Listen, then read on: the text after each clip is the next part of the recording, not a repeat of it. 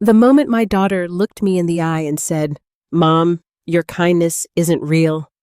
It's just something you perform," something inside me cracked. I didn't even have time to respond, because right then, a loud engine roared outside my house. I turned toward the window and froze. A yellow bus had just pulled into my driveway, and one by one, 50 foster children began stepping off. Behind me, Claire whispered, her voice shaking for the first time in years. "What did you do, Mom?" I didn't answer, because deep down, I knew this wasn't just about helping anymore. This was about to expose everything. If this story already made you feel something, I'd love to hear it. Where are you watching from right now? What time is it there? And tell me honestly, do you think kindness can ever be fake? Or have you ever been misunderstood like this? If you want to follow this journey with me, don't forget to like and subscribe, because what happened after those children walked into my home changed my life and my daughter forever. My name is Georgia Whitman, and until that day, I believed I understood what it meant to be a good person. I'm 62 years old, a widow for nearly 12 years, now living alone in a quiet, aging 2-story house just outside Columbus, Ohio. The kind of house that used to be full of laughter, spilled cereal, and rushed mornings. Now it mostly echoes. Even the clock in the hallway sounds louder than it used to, like it's reminding me of every second that passes without anyone to share it with. People in my neighborhood know me as that kind woman, the one who volunteers, the one who always says yes, the one who brings casseroles when someone loses a loved one and organizes donation drives when the shelters run low. For the past decade, I've spent most of my days working with Franklin County Children's Services. Not as an official employee, but as something in between. A reliable volunteer, a temporary foster provider, someone they can call when things fall apart and no one else answers the phone. And things fall apart more often than people realize. I've held babies who cried themselves to sleep from fear. I've sat with teenagers who refused to speak for days. I've watched children come and go, each one leaving behind a quiet imprint on my heart. It gave my life structure, purpose, maybe even something to hold on to. But there's something else people know about me, though they don't say it out loud.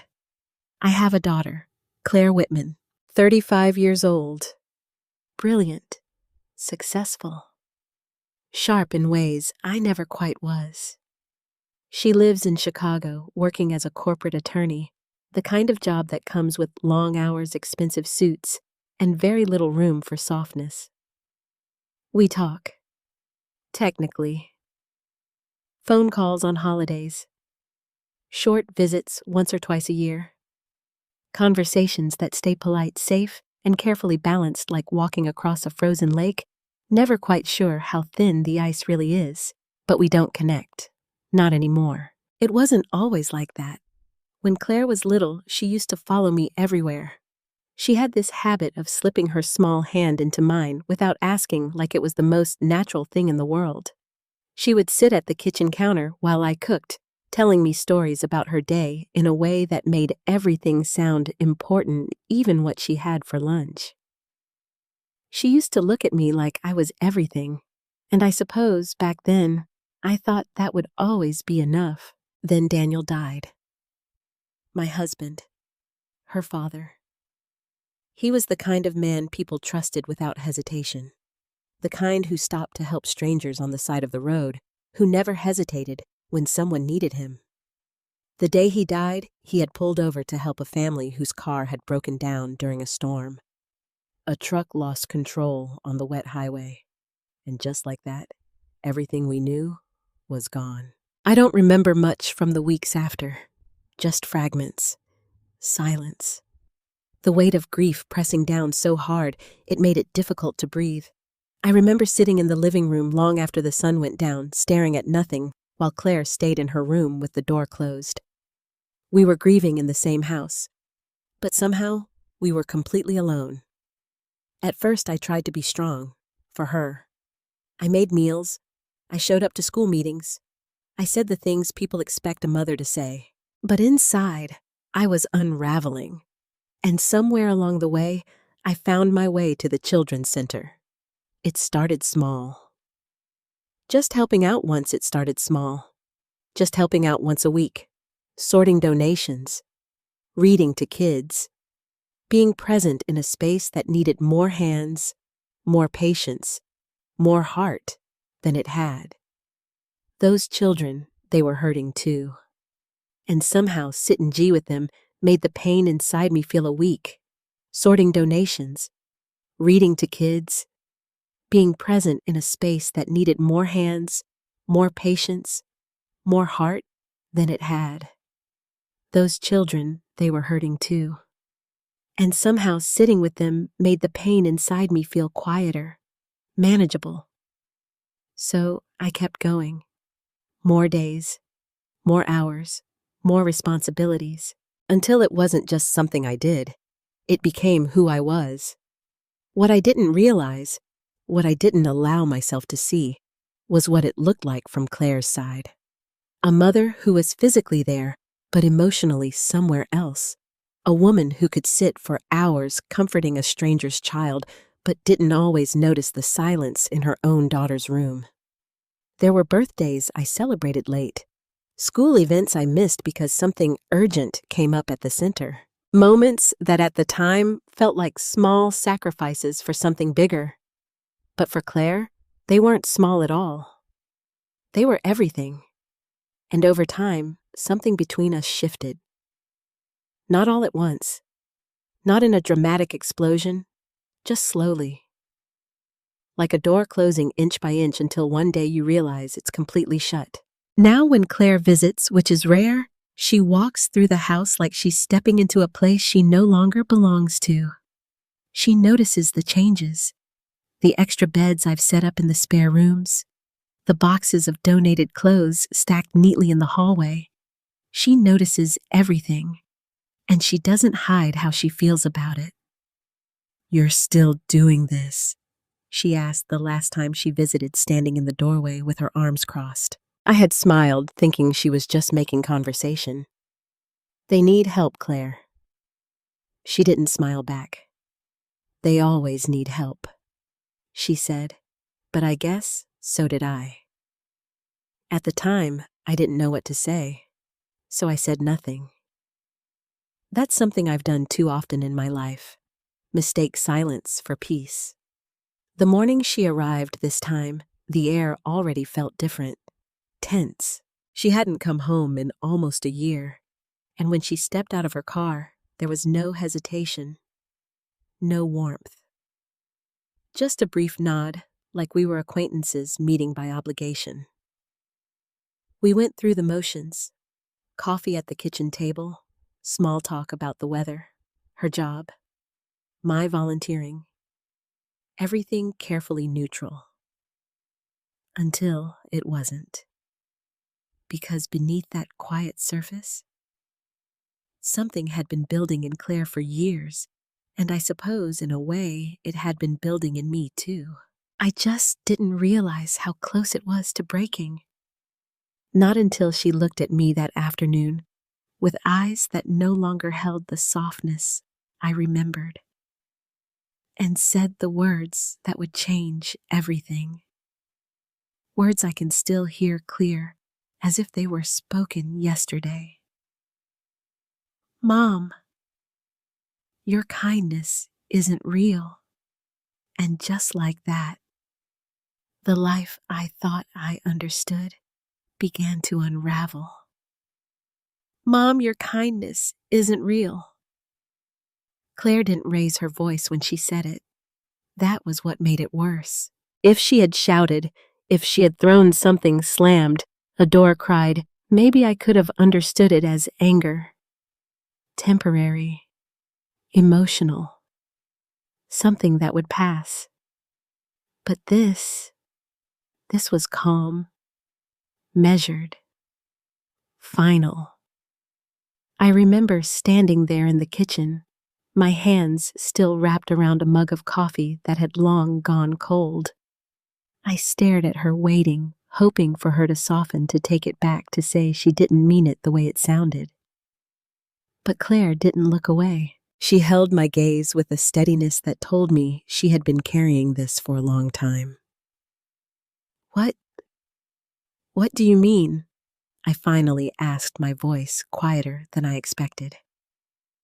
She let out a short breath, not quite a laugh, not quite frustration. It means, she said, crossing her arms, you don't help people because you care. You help them because it makes you feel like a good person. The words landed harder than I was prepared for.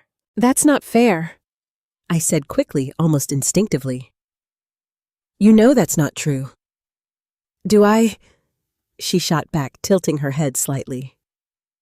Because from where I'm standing, it looks like you've spent the last 10 years choosing strangers over your own family. I felt something tighten in my chest. That's not what I'm doing, I said. Those children, they need someone, Claire. They don't have anyone. And I did, she replied, her voice sharpening for the first time. I had someone. The question hung in the air between us. I opened my mouth, but nothing came out, because suddenly I wasn't so sure. Claire took a step closer, her heels clicking softly against the kitchen floor. You want to know what it felt like growing up after Dad died? She continued. It felt like I lost both my parents at the same time. That's not true, I said, but even as the words left my mouth, they sounded weaker than I intended. Isn't it? She said. You were there, sure. Physically. You made dinner. You signed permission slips. But you weren't present? I swallowed hard.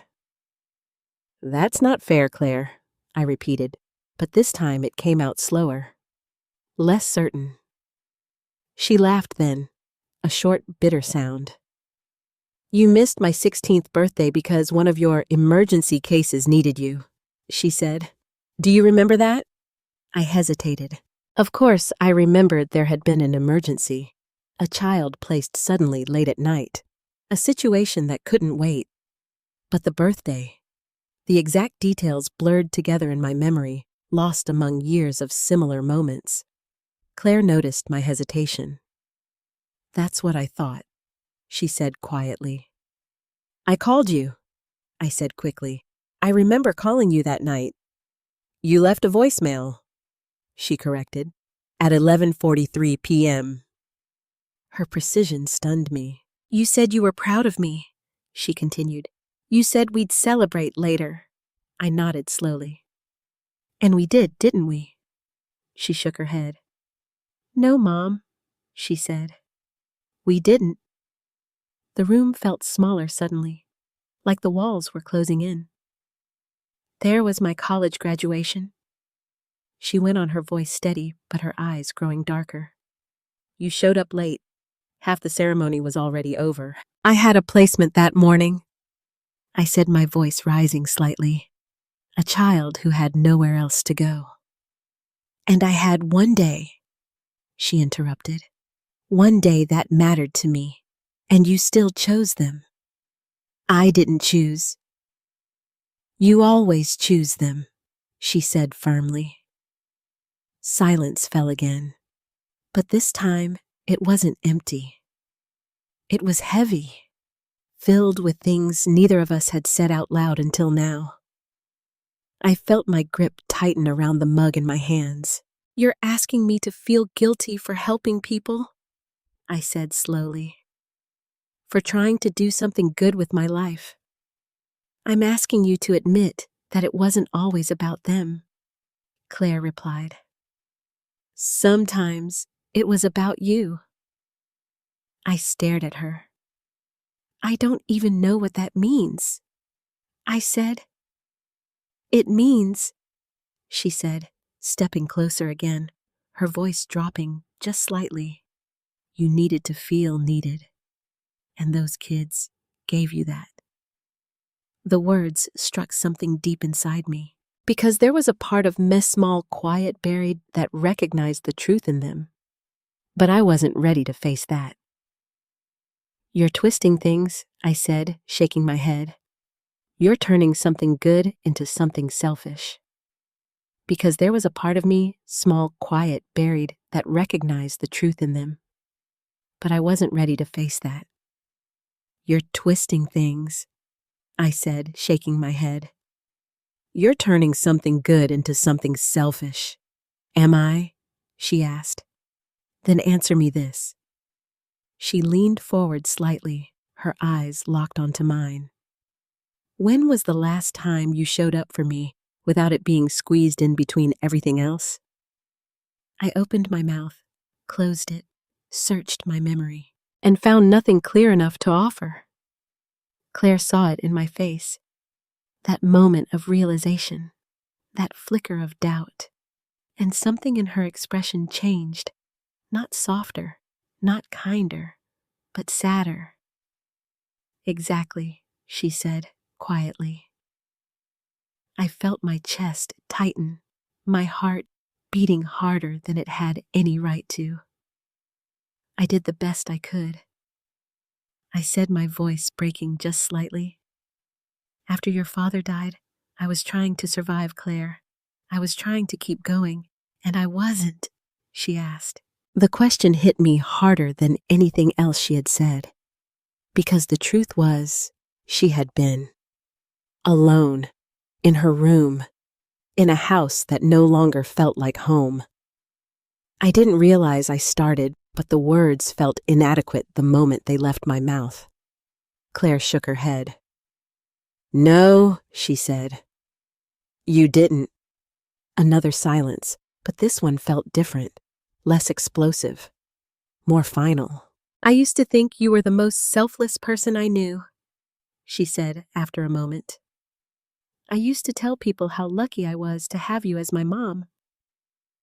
My throat tightened. "And now?" I asked quietly. She hesitated. Just for a second. Then she said the words that would stay with me longer than anything else. "Now I think your kindness is just a performance." Something inside me broke then, not loudly, not dramatically, but in a quiet, irreversible way. Because no matter how much I wanted to argue, to defend myself, to explain, I could see that in her eyes, she believed every word. And worse, I didn't know how to prove her wrong. There are moments in life that split everything into before and after. For me, that moment wasn't when Daniel died. It was what came next. Because grief doesn't always come crashing in like a storm. Sometimes it seeps in quietly, filling every corner of your life until you don't recognize who you are anymore. After Daniel's funeral, people filled our house for days. Neighbors brought food. Friends sat with us, offering words that were meant to comfort but felt distant, almost unreal. "You're so strong, Georgia. You'll get through this. Claire needs you." I remember nodding, smiling even, saying thank you like I was supposed to. But inside, I felt hollow. Like someone had taken everything that made life feel solid and left behind something fragile and uncertain. Claire was 17 then, old enough to understand what had happened. Too young to know what to do with it. At night, I would hear her moving around in her room, sometimes crying, sometimes just pacing. I should have gone to her. I know that now. But every time I stood outside her door, my hand raised to knock, I froze. Because I didn't have the words. I didn't have the strength. And I was afraid, terrified really, that if I opened that door and saw her pain up close, it would break whatever was left of me. So instead, I retreated.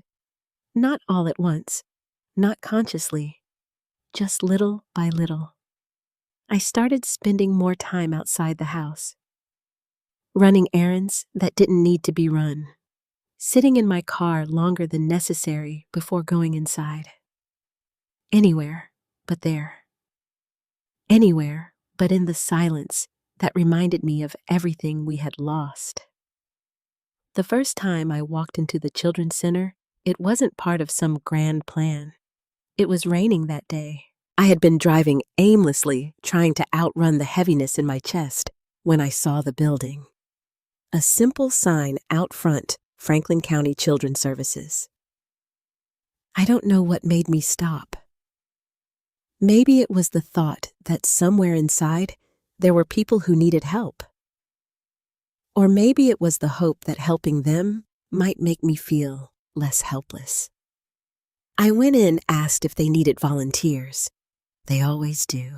That first afternoon, they handed me a box of donated clothes to sort. Nothing complicated, nothing emotional, but across the room, there was a little boy sitting alone on a plastic chair. He couldn't have been more than 5. He wasn't crying. That was what caught my attention. He just sat there staring at the floor, his hands folded tightly in his lap like he was trying to hold himself together. Something in my chest shifted. I remember kneeling down in front of him, unsure of what to say. "Hi," I said softly. He didn't look up. "That's okay," I added. "You don't have to talk." We sat there like that for a while, in silence. But it wasn't the same kind of silence I felt at home. This one felt shared. And for the first time since Daniel died, I didn't feel completely alone. I went back the next day, and the day after that. At first, I told myself it was temporary. Just something to keep me busy. Something to fill the long, empty hours. But the more time I spent there, the more it became something else. Those children, they needed someone. Someone to listen. Someone to sit beside them. Someone who wouldn't walk away. And somehow being that person for them made it easier to breathe, easier to wake up in the morning, easier to keep going. So I said yes, more often. Yes to extra shifts. Yes to emergency placements. Yes to late nights and early mornings. Each yes felt like proof that I still had something to give, something that mattered. What I didn't see, what I refused to see, was what each of those yeses cost me somewhere else. At home. With Claire. There were nights when I came back late, exhausted, my clothes smelling like antiseptic and unfamiliar spaces. Claire would be at the kitchen table, books spread out in front of her, pretending to study. I left dinner in the fridge, she'd say without looking up. "Thank you, sweetheart," I'd reply, trying to sound normal. "How was your day?" Fine, always short. I would stand there for a moment, waiting for more. But it never came. And instead of pushing, instead of sitting down, insisting, asking again, I let it go. Because I was tired. Because I told myself she needed space. Because it was easier than facing the growing distance between us. There were mornings when I left before she woke up. Days when our only interaction was a note on the counter. "Don't forget your lunch. I'll be home late. Good luck on your test." Little pieces of communication that felt like enough at the time. But weren't. Not even close. I remember one afternoon she came home earlier than usual. I was in the living room packing a bag for an overnight placement. She stood in the doorway watching me. "You're leaving again?" she asked. "Just for a couple of days," I said, not looking up. "There's a child who needs." "Yeah," she interrupted. "There's always someone who needs you." There was something in her tone that made me pause. I looked up. "What's that supposed to mean?" I asked. She shrugged, but it wasn't casual. "It means you're never here," she said. "I am here," I replied quickly. "I'm here right now. That's not what I mean," she said, her voice tightening. "You're always somewhere else, even when you're standing in the same room." The words stung. "I'm doing something important, Claire," I said. "I'm helping people who don't have anyone." "And what am I?" she asked. The question caught me off guard. "You're my daughter," I said immediately. "Then why does it feel like I have to compete with strangers for your attention?"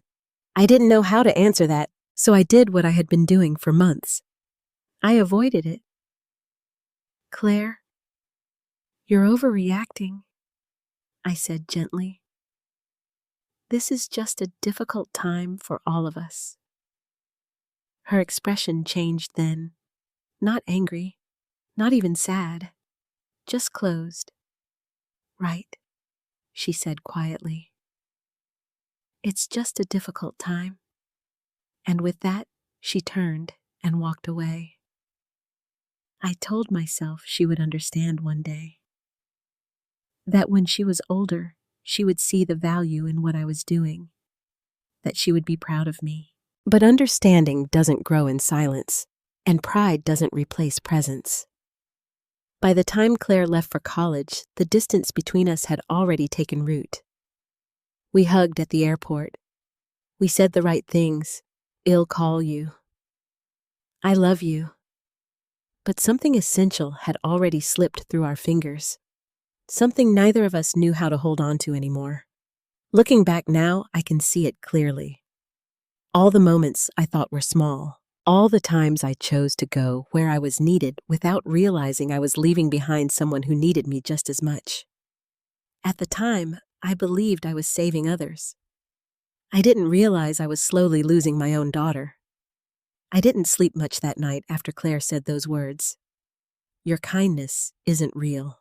They kept echoing in my mind, repeating over and over, like a song I couldn't turn off.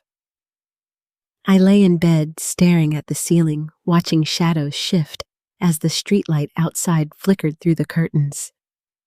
At some point, I must have drifted off, but it wasn't rest. Just a pause. When I woke up the next morning, the house felt different. Quieter than usual. Heavier. I could hear Claire moving around in the kitchen downstairs, the soft clink of a mug, the low hum of the coffee machine. Normal sounds, but something about them felt distant, like we were two strangers sharing the same space. I took a deep breath before getting out of bed, bracing myself for another conversation. Or another silence. When I walked into the kitchen, Claire didn't look up right away. She stood by the counter, scrolling through her phone, her expression unreadable. Morning, I said carefully. Morning, she replied, just as flat. We moved around each other like that for a while, reaching for things at the same time, then stepping back, avoiding eye contact, avoiding anything that might reopen the wound from yesterday. I wanted to say something, to fix it, but I didn't know how. And before I could find the words, my phone rang. The sound cut sharply through the quiet. I glanced at the screen. Melissa Carter. Even before I answered, I felt that familiar pull in my chest. The one that meant something had gone wrong somewhere, that someone needed help. Claire noticed the name on my screen. Her jaw tightened slightly. Go ahead, she said, her tone edged with something I couldn't ignore. I'm sure it's important. I hesitated for just a second. Then I answered. Melissa, I said, stepping slightly away. Georgia. I'm so sorry to call this early. Melissa's voice came through, rushed, strained. We have a situation. Of course you do, I thought.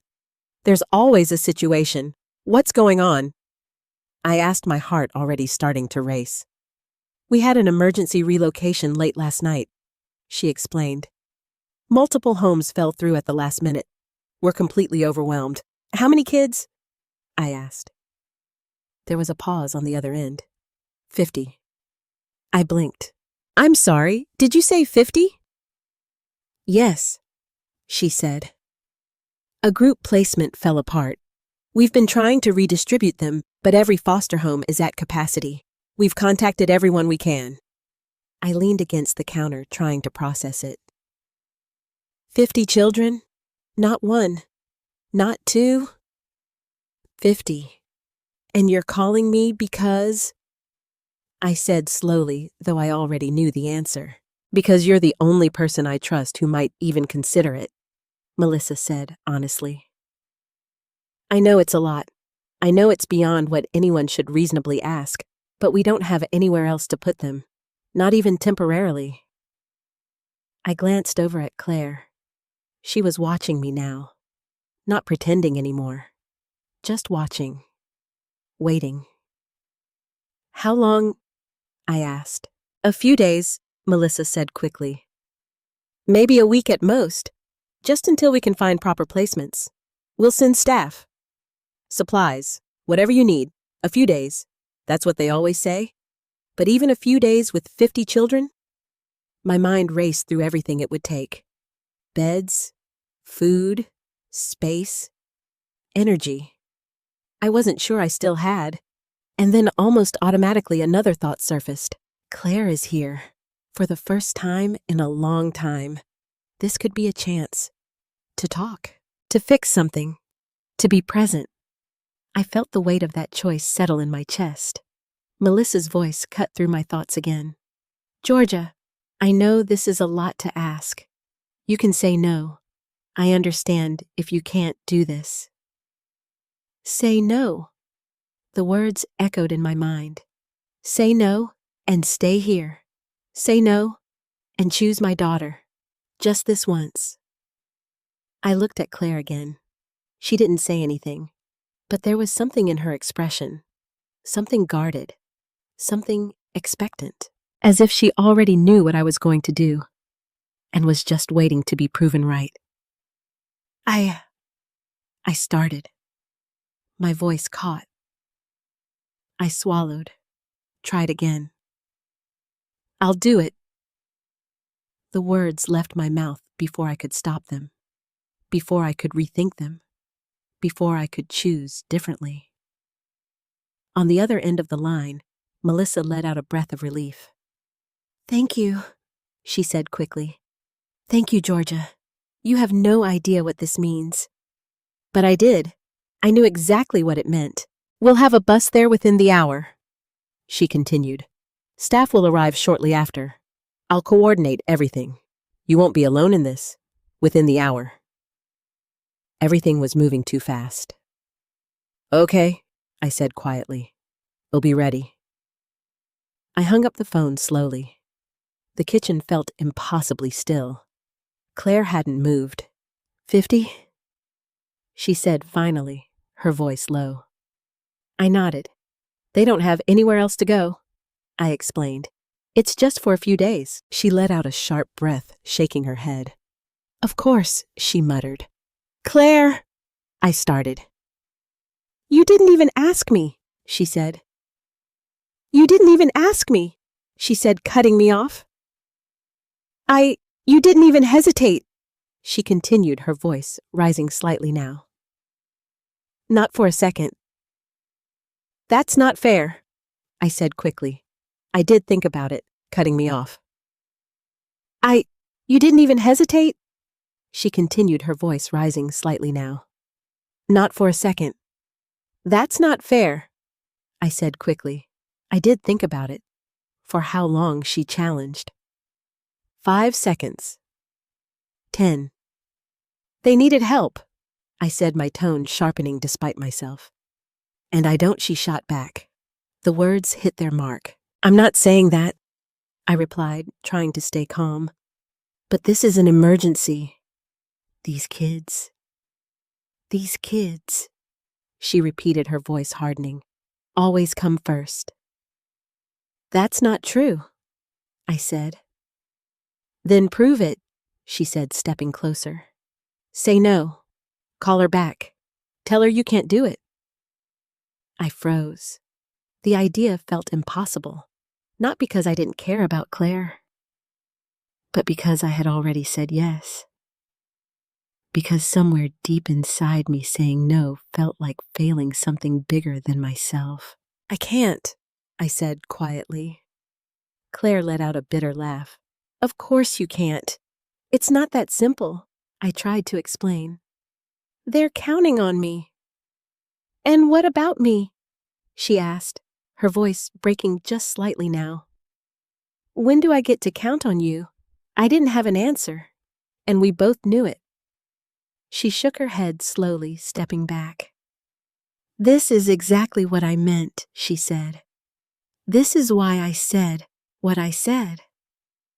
Claire. No, she interrupted. Don't. Just don't. She turned away, grabbing her keys from the counter. Where are you going?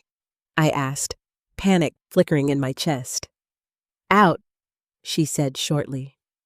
Claire, please, we can talk about this. There's nothing to talk about, she replied without looking back. You've already made your choice.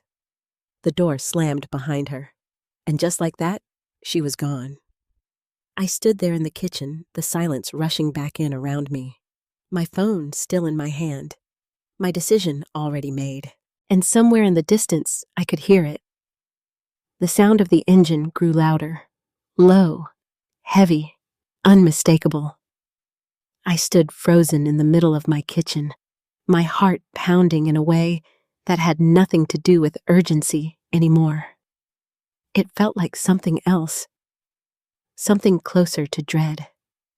I walked slowly toward the front window, each step heavier than the last, as if my body already understood what my mind hadn't fully caught up with yet.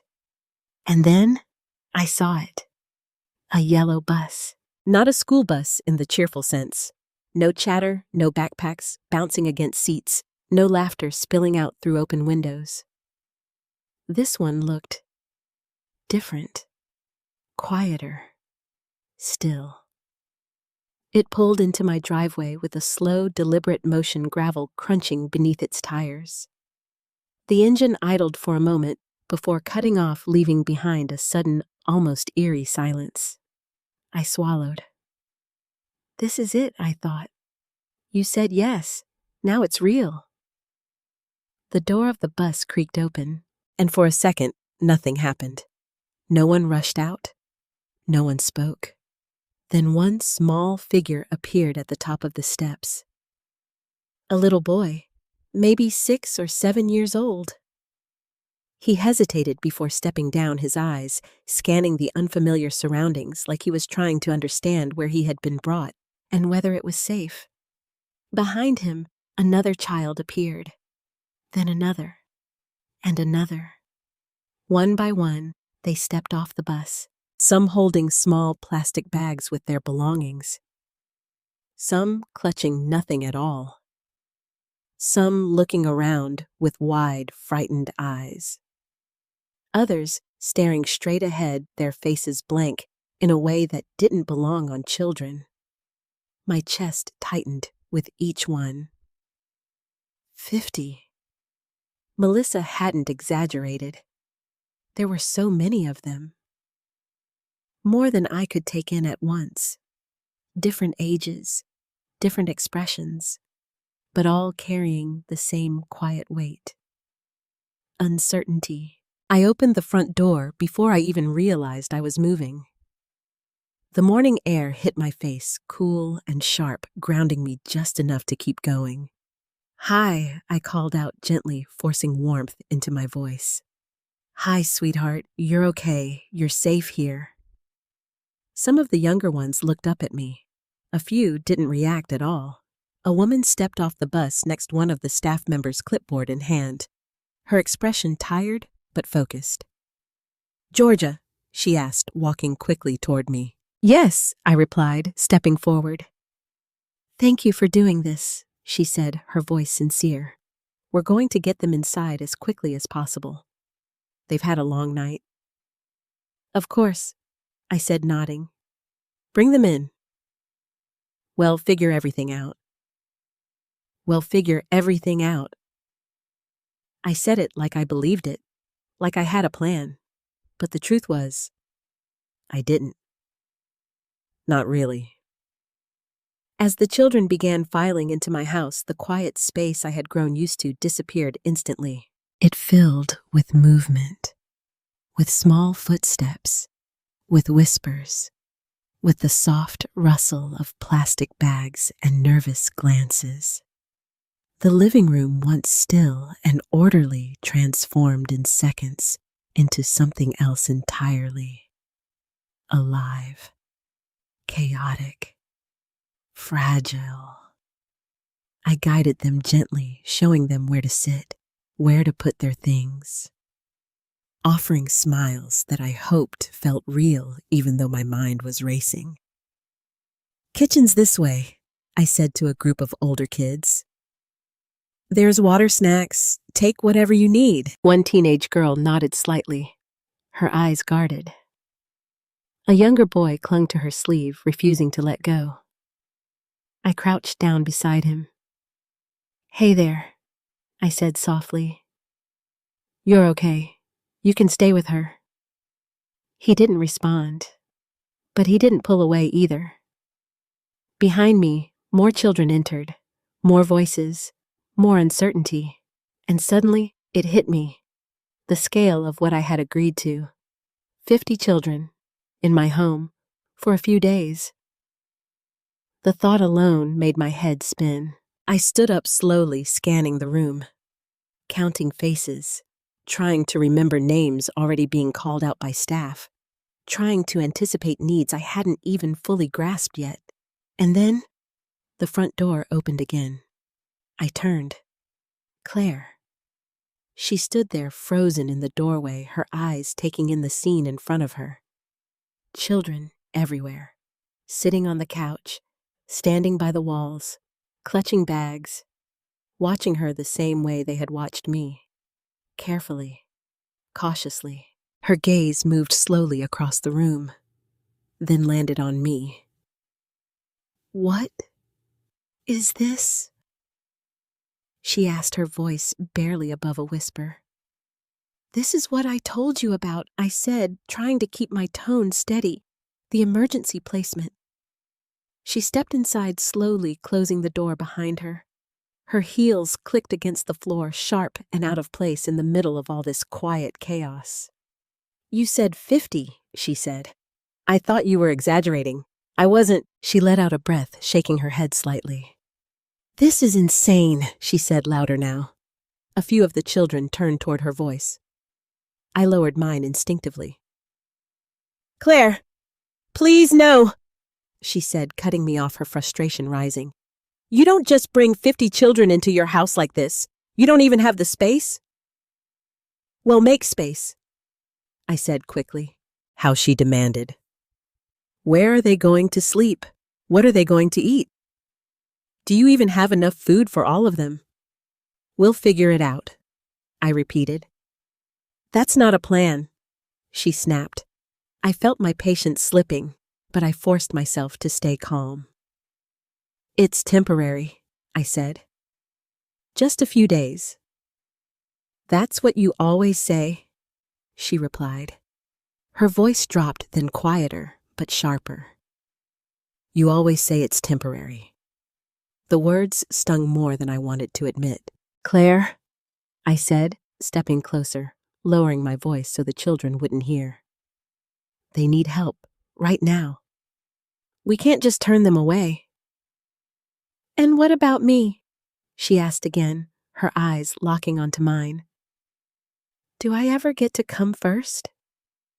I hesitated.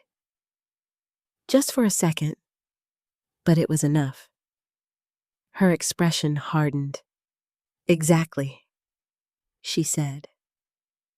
I reached out slightly instinctively. "Claire, please. Just stay. Help me with this. We can talk after." She stared at my hand, then at me, and for a moment I thought she was going to walk away again. Leave, just like before. But then something unexpected happened.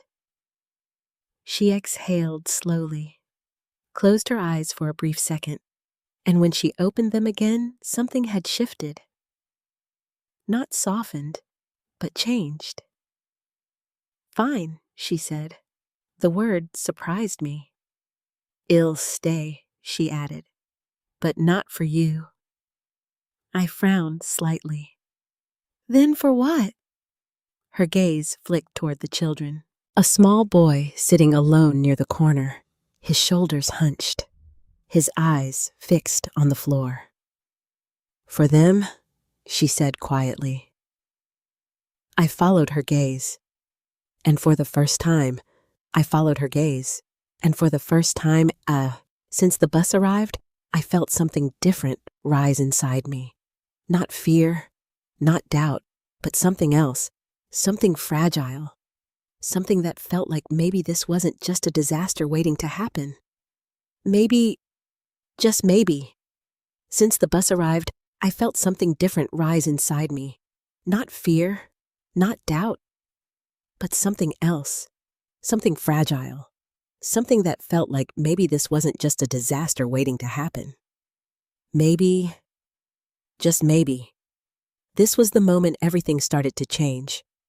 The house didn't just fill with noise. It transformed. Within minutes, the quiet, carefully ordered space I had lived in for years became something unrecognizable. Every corner seemed occupied. Every surface had something on it. Small bags, worn-out shoes, nervous hands gripping onto whatever felt familiar. Voices layered over each other. Some loud, some barely above a whisper. A baby started crying somewhere near the hallway. Two older boys argued over who got to sit on the couch. A little girl stood frozen near the door, clutching a stuffed animal so tightly it looked like she might break it. And underneath it all, a tension I could feel in my bones. Fear. Uncertainty. Too many emotions packed into one space. I moved through the room as quickly as I could, trying to keep my voice calm, steady. "Okay, everyone," I said, gently raising my hands slightly. "We're going to take this one step at a time. You're safe here. We'll figure everything out together." Some of them looked at me. Most didn't. Trust doesn't come easily to children who've been moved too many times. I knew that. But knowing it didn't make this any easier. "Claire?" I called over my shoulder, turning toward the kitchen. "Can you help me with water bottles?" She stood there for a second, as if deciding whether to respond at all. Then slowly, she nodded. "Yeah," she said, her voice quieter than before. It wasn't enthusiasm, but it was something. We moved into the kitchen together, opening cabinets, pulling out anything we could use. Cups, bottles, snacks I hadn't even realized I had stocked away.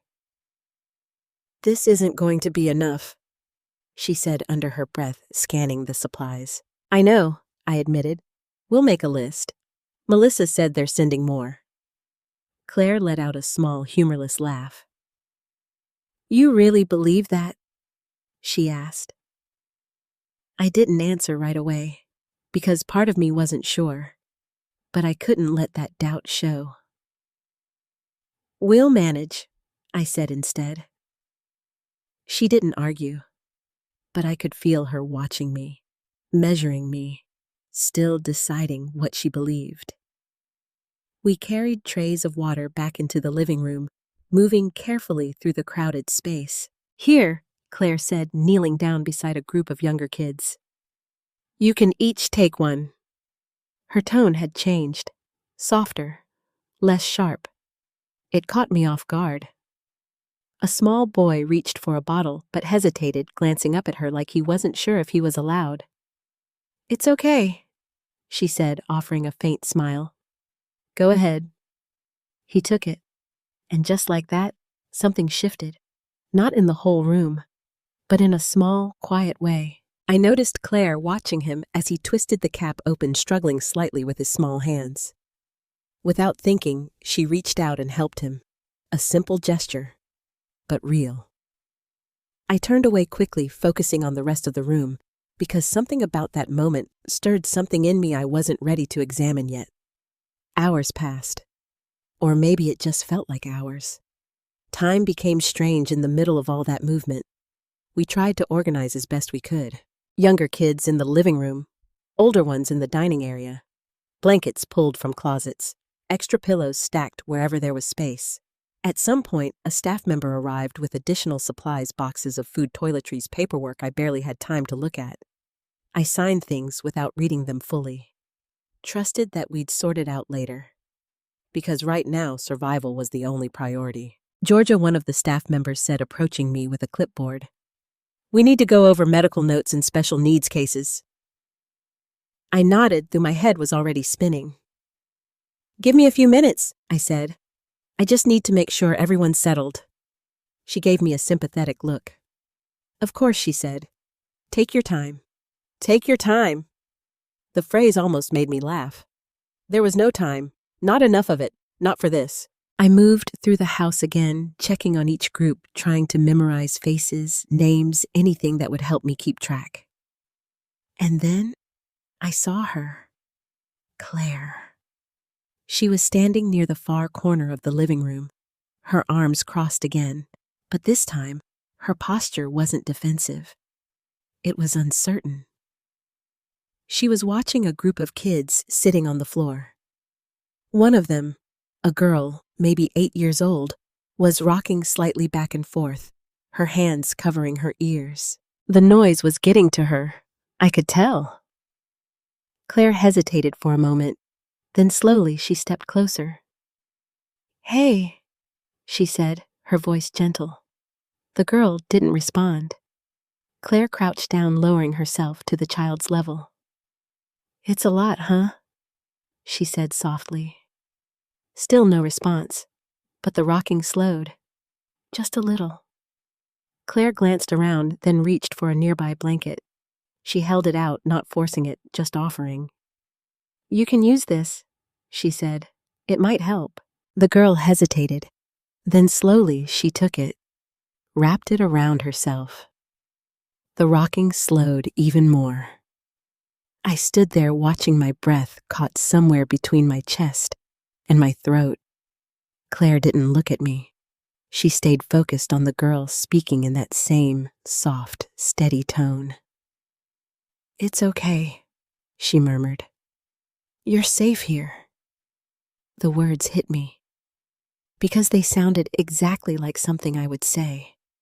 But coming from her, they felt different, new, fragile, real. I turned away again, blinking back something I didn't want to name. Because if I let myself feel it fully, I might lose focus, and I couldn't afford that right now. Not with 50 children depending on me. The noise in the house rose again as more kids settled in, some growing restless, others starting to cry as exhaustion finally caught up with them. A toddler wailed near the hallway. A teenager snapped at another. Someone knocked over a cup, water spilling across the floor. Everything felt like it was teetering on the edge of chaos. And for the first time since the bus arrived, I felt it. The doubt. Sharp and undeniable. What have I done? The question hit me hard. Harder than anything Claire had said. Because now I couldn't ignore it. This wasn't a controlled environment. This wasn't a few kids I could focus on one at a time. This was overwhelming, messy, unpredictable, and I was responsible for all of it. I leaned against the wall for just a second, closing my eyes, trying to steady my breathing. "You chose this. You said yes, so figure it out." I pushed myself upright again, forcing my body back into motion. One step at a time. One child at a time. That was the only way through. And somewhere across the room, Claire looked up. Our eyes met, just for a second. And in that brief moment, I saw it. Not anger, not judgment, but something else. Something quieter, something uncertain. As if for the first time she was beginning to see this not as a performance, but as something real, even if it was messy, even if it was imperfect, even if it was breaking me apart. And somehow, that made me keep going. It happened sometime after sunset. I remember because the house had finally started to quiet down, not completely, but enough that the sharp edges of chaos had softened into something more manageable. Some of the younger children had fallen asleep on couches, wrapped in blankets that didn't belong to them. A few of the older ones sat in small groups, whispering quietly, their voices low and cautious, as if they were afraid to disturb something fragile. The lights in the living room were dimmed. For the first time since the bus arrived, it almost felt like we could breathe. Almost. I was standing in the hallway, holding a stack of folded sheets, trying to remember which room I had already set up and which one still needed work when I felt it. A small tug on my sleeve. I looked down. And there she was, a little girl, thin, pale, no more than 7 years old. Her hair was tangled uneven like it hadn't been brushed properly in days. She wore a faded pink sweater that was too big for her, the sleeves covering most of her hands. But it was her eyes that stopped me. They were wide, not curious, not even scared in the way most children were. They were distant, like she wasn't entirely here. "Hi, sweetheart," I said softly, lowering myself to her level. "What's your name?" She didn't answer. She just stood there, her fingers still gripping my sleeve. "It's okay," I added gently. "You don't have to talk." Her grip tightened slightly. I waited. Sometimes that's all you can do. Just wait. After a moment, one of the staff members passed by and glanced at us. "That's Lily," she said quietly. "She hasn't spoken since she arrived." I nodded slowly. "Thank you," I whispered. The woman gave me a sympathetic look before moving on. I turned my attention back to the little girl. "Lily," I said softly, testing the name. No reaction. But she didn't let go of my sleeve. "Would you like to sit with me for a bit?" I asked. She didn't nod, didn't shake her head. But when I shifted slightly toward the living room, she followed, still holding on to me. I led her to a quiet corner near the couch, away from the remaining noise. I sat down slowly, careful not to startle her. She stayed close, closer than most children would with someone they had just met. I wrapped a blanket gently around her shoulders. She didn't resist, didn't react much at all, but her grip on my sleeve loosened just a fraction. "That's better," I murmured. We sat there in silence. Minutes passed. Maybe more. I wasn't watching the clock anymore. Lily didn't speak, but she didn't leave either. And somehow, that felt like something. Across the room, I noticed Claire watching us. Her arms were no longer crossed. Her posture wasn't rigid anymore.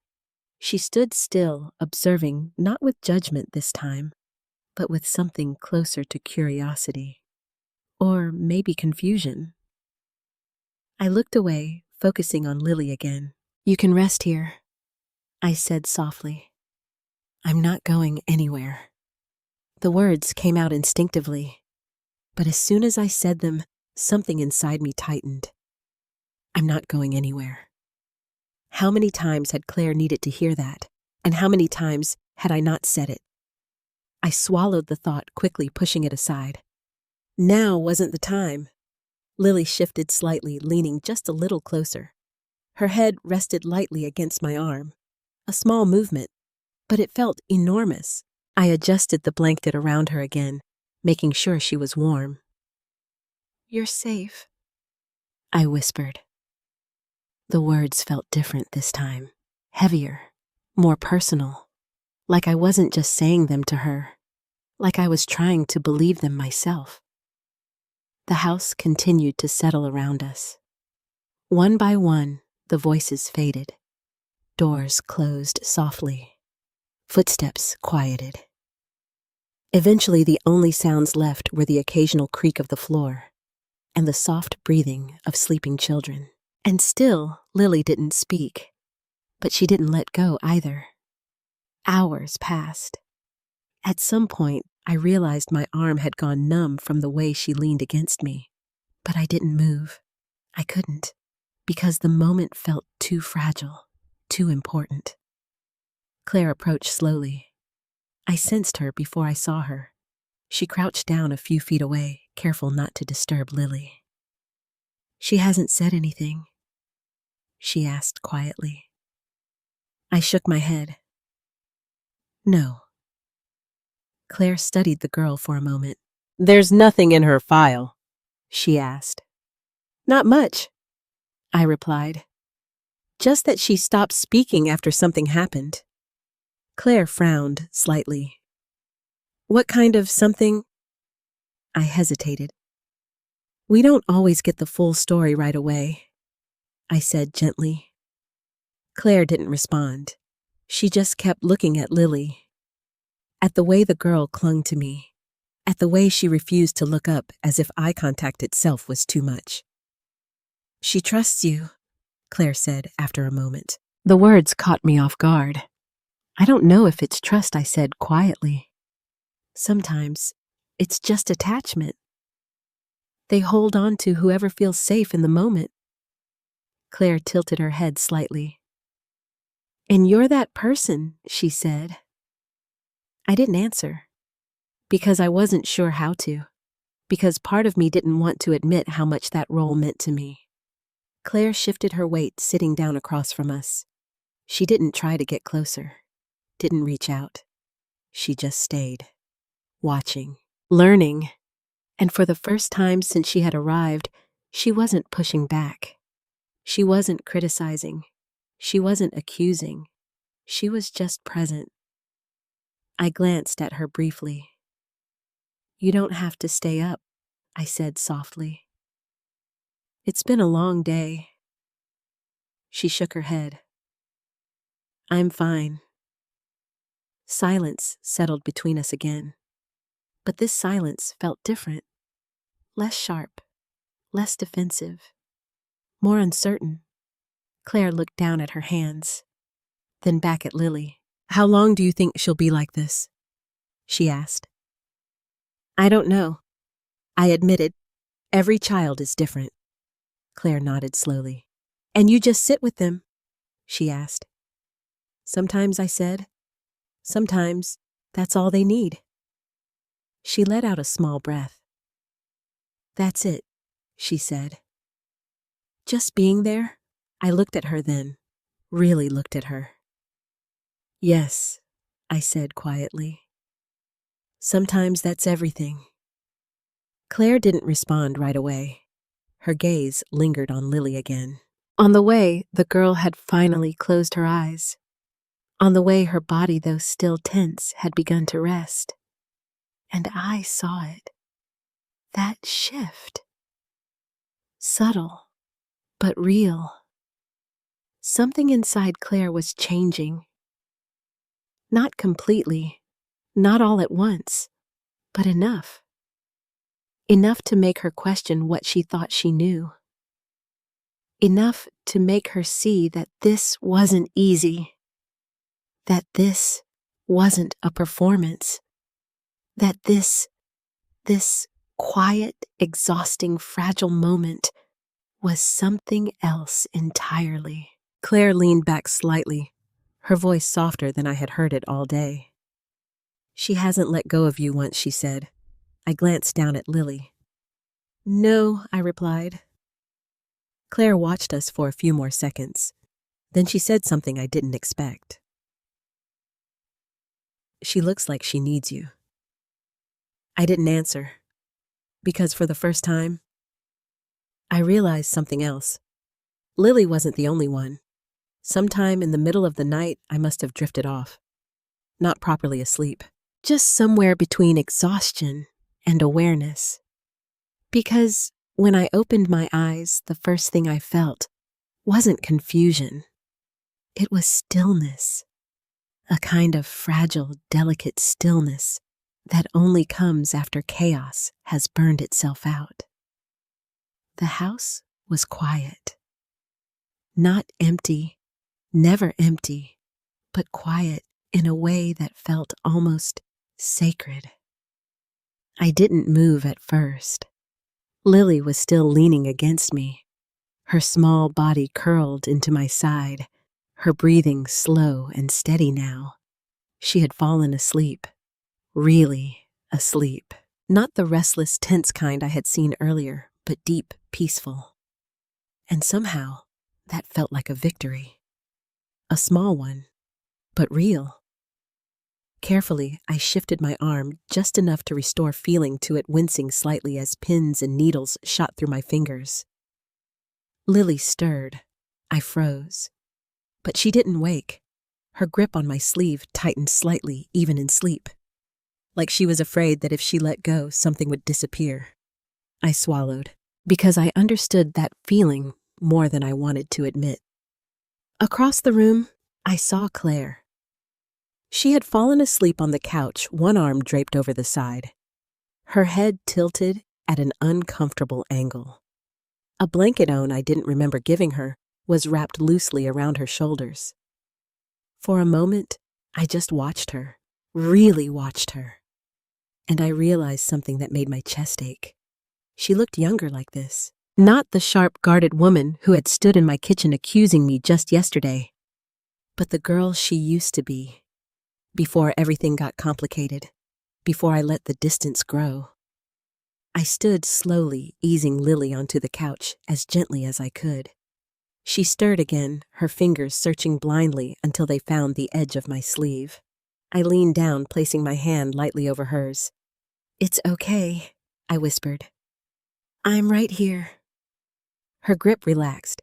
Not completely, but enough. I adjusted the blanket around her one last time before stepping away.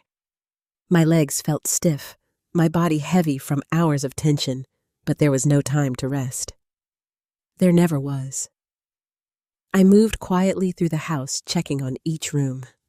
Counting, always counting, making sure no one had wandered off, making sure everyone was still there, still safe. The hallway was lined with makeshift sleeping spaces, blankets on the floor, pillows pressed together, children curled into themselves like they were trying to take up as little space as possible. In the dining room, a group of older kids slept in chairs, their heads resting on the table. One of them stirred as I passed, his eyes opening just slightly. "You okay?" I whispered. He nodded faintly. "Yeah."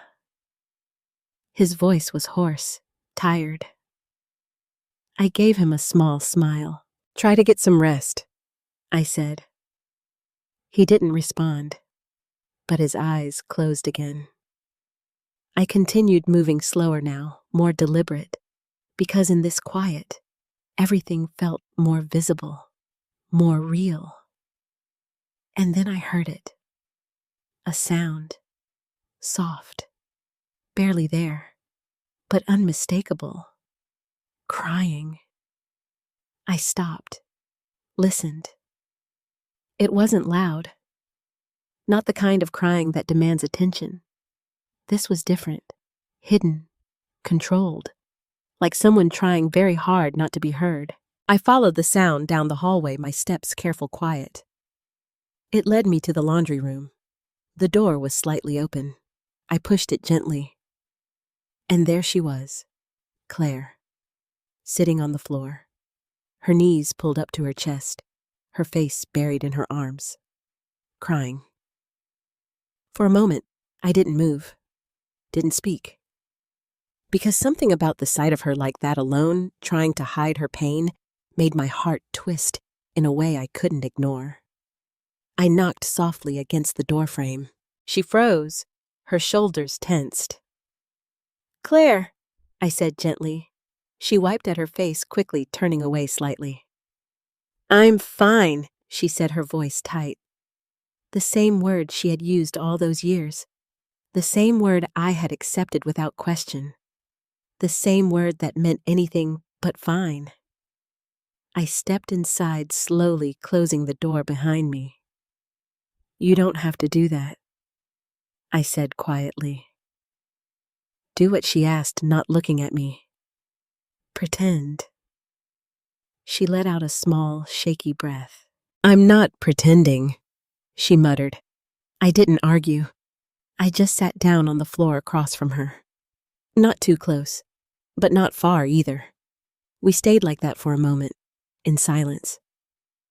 But this silence felt different from the others, less defensive, more exposed. Finally, she spoke. "I didn't think it would be like this," she said, her voice barely above a whisper. "Like what?" I asked. She hesitated. "Like this many?" She said, "This much. Need. Her words caught slightly at the end.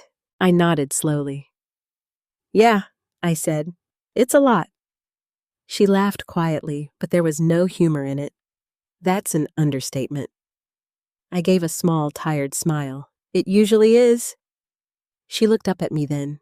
Her eyes were red, not just from crying now, but from something deeper. You do this all the time, she asked. Not like this, I admitted. Not all at once. She nodded, processing, trying to understand something she hadn't seen before. I thought she started then stopped. What? I asked gently. She looked down again. I thought it was easier for you, she said. That you just stepped in and everything worked out. That you always knew what to do. I felt something tighten in my chest. I don't, I said honestly. She looked up again, surprised. I don't always know what to do, I repeated. Most of the time, I'm just figuring it out as I go. Claire stared at me, like she was seeing something new. Something she hadn't allowed herself to see before. Then why do you do it? She asked. The question lingered between us. Not accusatory this time, just curious. I thought about it, really thought about it, and for the first time in a long time, I didn't reach for the easy answer.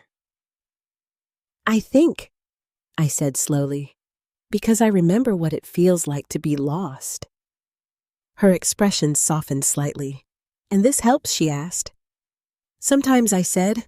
Sometimes it just makes the lost feeling quieter. Claire didn't respond right away. She leaned her head back against the wall, staring up at the ceiling. I used to feel like that, she said quietly. My heart skipped. Like what? Lost, she said. The word hit harder than anything she had said before. Because this time, it wasn't wrapped in anger. It wasn't sharp. It was honest, and it hurt more because of that. I swallowed. Claire. I started, but I didn't know how to finish, because there wasn't a sentence big enough to fix that. She turned her head slightly, looking at me again. You didn't see it? She said. Or maybe you didn't want to. I didn't deny it, because I couldn't. I'm sorry, I said quietly. The words felt small, too small, but they were the only honest ones I had.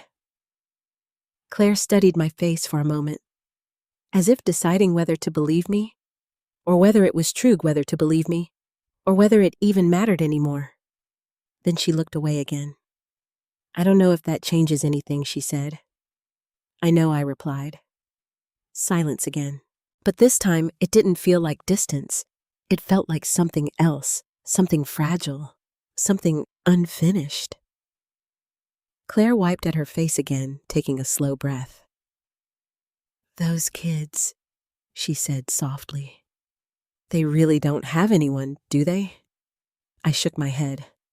Not right now. She nodded slowly. And you just become that person, she asked. For as long as they need, I said. She looked down at her hands. Then after a long pause, she said something that made my chest tighten again. I wish you had done that for me. The words didn't come out angry or bitter, just quiet. And that made them hurt more than anything else. I didn't have an answer, because there wasn't one that could undo the past.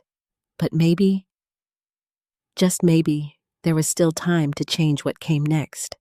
Morning came too quickly. I didn't remember falling asleep again after the conversation with Claire in the laundry room. But at some point, exhaustion must have pulled me under, because the next thing I knew, pale sunlight was slipping through the hallway window, casting long, quiet shadows across the floor. For a moment, I lay still, listening. The house wasn't silent anymore, but it wasn't chaotic either. It was something in between. Soft movement, muted voices, the careful sounds of children waking up in a place they didn't recognize. Reality returned all at once. 50 children. Still here, still depending on me. I pushed myself up slowly, my body protesting after the long night. Every muscle felt tight, every joint stiff. But there was no time to dwell on that. I stepped into the hallway, and what I saw stopped me. Claire. She was already awake, standing in the kitchen surrounded by children, not watching, not judging, working. She had her hair tied back, sleeves rolled up, moving between the counter and the table, with a kind of quiet efficiency I had never seen from her before. "Okay, one at a time," she was saying, her voice firm but calm. "You'll all get food. No pushing." A small boy tried to reach over another child to grab a piece of toast. "Hey, Claire," said gently but firmly, guiding his hand back. "We're not doing that. You wait your turn, okay?" The boy hesitated, then nodded. Something in my chest shifted. I stayed in the doorway for a moment longer, just watching. Because this was something I hadn't expected. She glanced up and saw me. For a second, we just looked at each other. Then she gestured toward the counter. "There's coffee," she said, as if this were normal, as if we hadn't been on the verge of falling apart just hours ago. "Thanks," I replied quietly. I stepped into the kitchen, moving carefully around the children, trying not to interrupt whatever rhythm Claire had created. "You've got quite the system going," I said, pouring myself a cup. She shrugged slightly. "They're hungry," she said. "That's not complicated. Simple. Practical. But underneath it, I could see it. The effort. The intention." I took a sip of coffee, letting the warmth settle into my chest. "How long have you been up?" I asked. "A while," she said. I nodded. Neither of us mentioned the night before. Not yet. But something had changed. The tension wasn't gone, but it had softened, shifted into something quieter, something more open. A little girl tugged on Claire's shirt. "I dropped mine," she said, her lower lip trembling slightly. Claire glanced down at the floor where a piece of toast had landed. "It's okay," she said, crouching down. "Well, get you another one."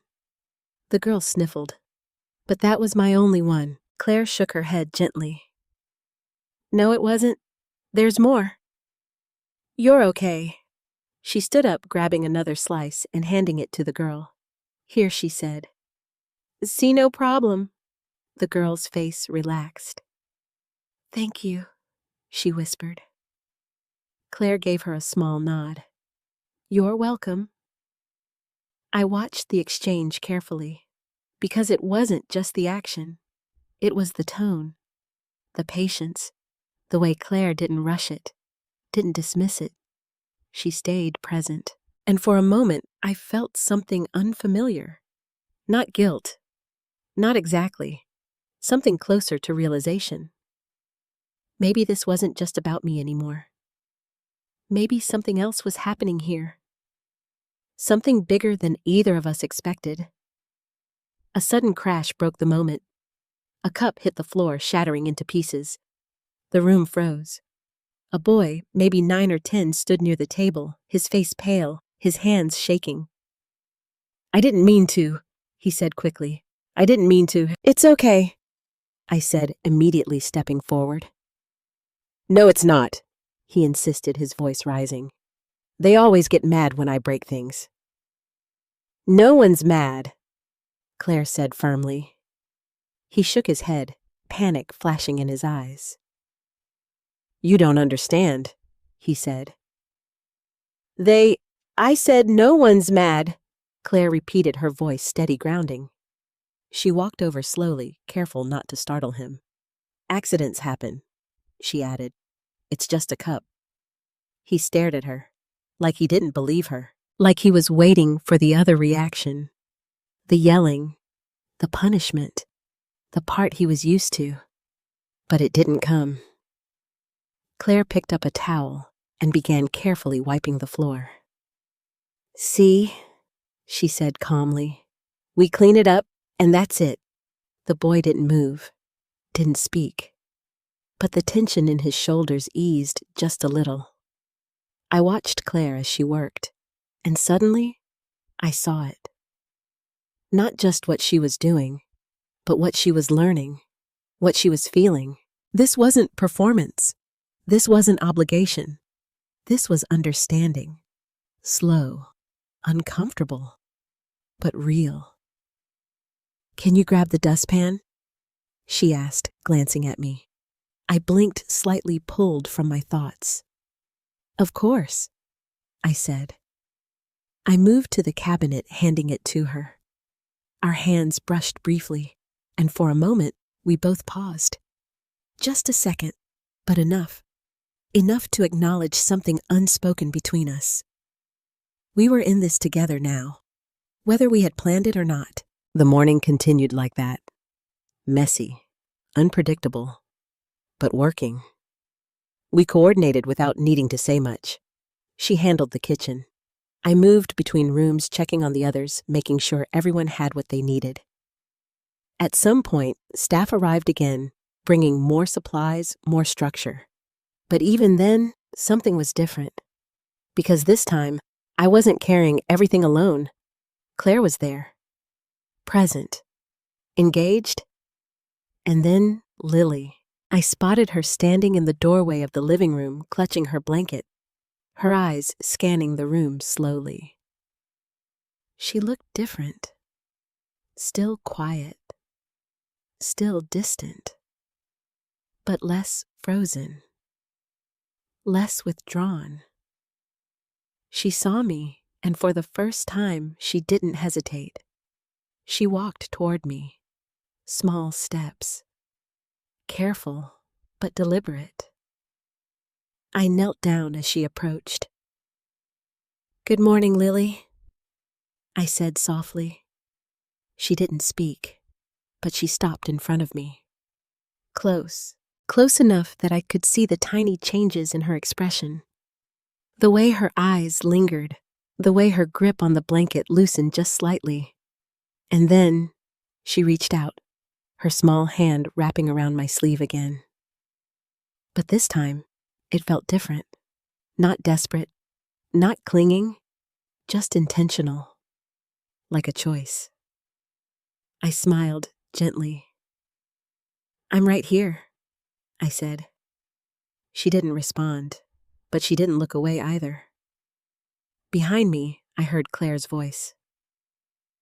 "Georgia!" she called. I turned slightly. "What is it?" She hesitated for just a second, then said quietly. She said something. My heart skipped. I looked back at Lily. "Did you?" I asked softly. Claire stepped closer. "She said your name," she added. I felt something rise in my chest. Sharp. Unexpected. "Georgia," Claire repeated quietly. I looked at Lily again. Her lips parted slightly, like she was trying, like the word was still there, just difficult. I leaned closer. "It's okay," I whispered. "You don't have to say it again." But inside, I knew. Something had shifted. Not just for Lily. Not just for Claire. But for all of us. And for the first time since everything began, I felt something I hadn't felt in a long time. Hope. By midday, the house had settled into something that almost resembled rhythm. Not order, never quite that, but a fragile kind of balance. Children had formed small patterns. Some stayed close to the same corners. Others followed whoever felt safest. A few of the older kids began helping without being asked, passing out food, calming younger ones, keeping watch in their own quiet ways. It wasn't perfect, but it was working. Claire stood beside me in the kitchen, rinsing dishes in a way that suggested she needed something to do with her hands. "They're starting to trust this place," she said, not looking at me. I nodded. "They always do," I replied. "At least a little." She paused, setting a plate down slowly. "And then they leave," she said. "It wasn't a cuestión." "No," I said quietly. "Not always." "They always do," I replied, At least a little. She paused, setting a plate down slowly. And then they leave, she said. It wasn't a question. No, I said quietly. Not always. She turned, then finally meeting my eyes. But most of them right, I hesitated. Yes. The word hung between us. Heavy. Real.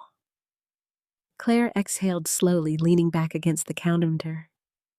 That must be hard, she said. I gave a small, tired smile. It doesn't get easier, I admitted. You just learn to live with it.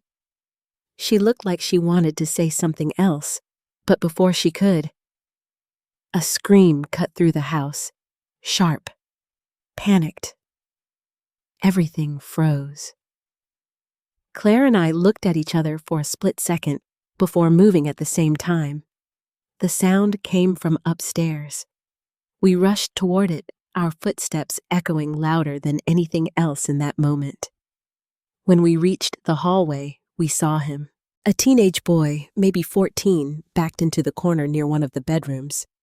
His breathing was fast, erratic, his eyes wide, darting around like he was trapped in something none of us could see. Hey, I said, gently slowing my steps. It's okay. You're safe. No, he shouted, his voice cracking. Don't come closer. I stopped immediately. Claire stayed just behind me, tense but silent. It's all right, I said softly. We're not going to hurt you. You don't understand, he yelled. They said that too. The words hit hard.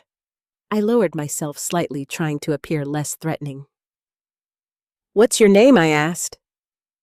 He shook his head violently. No, no, no.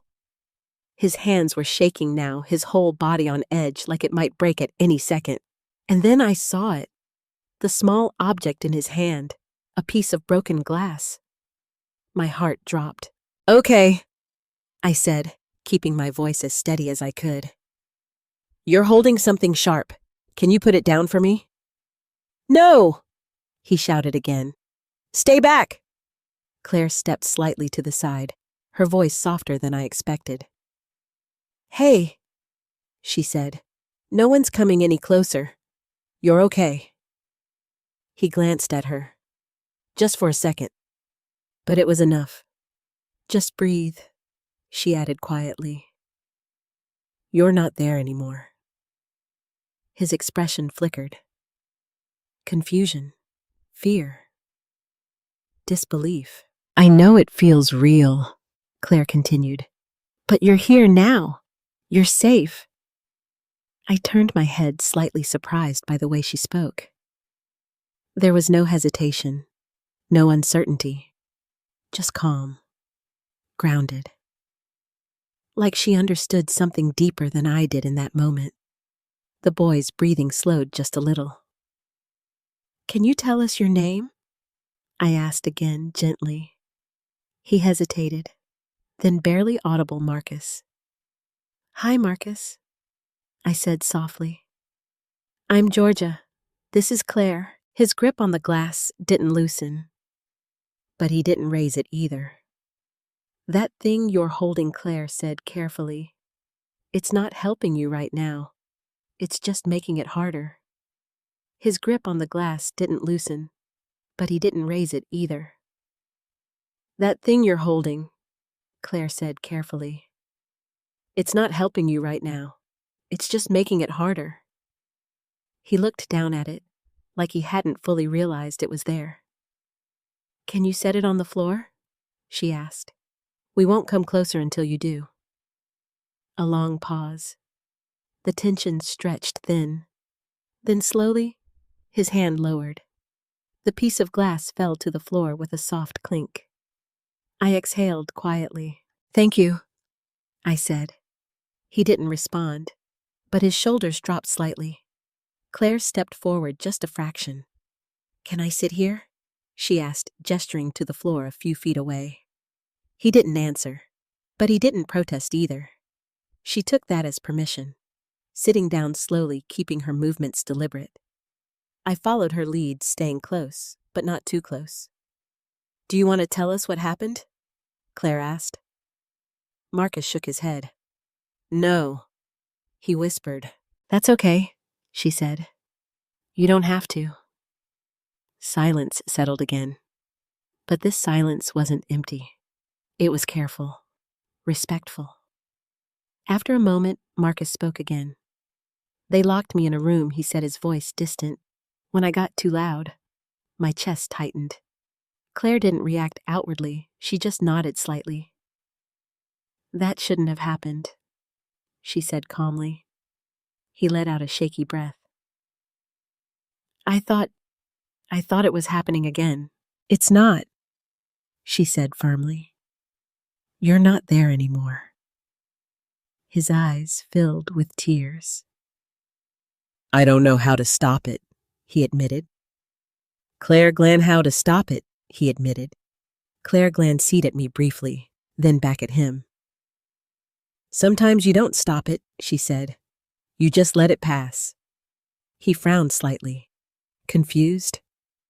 "Like waves," she added. "They come. They feel like they'll drown you. But they don't stay forever." CD at me briefly, then back at him.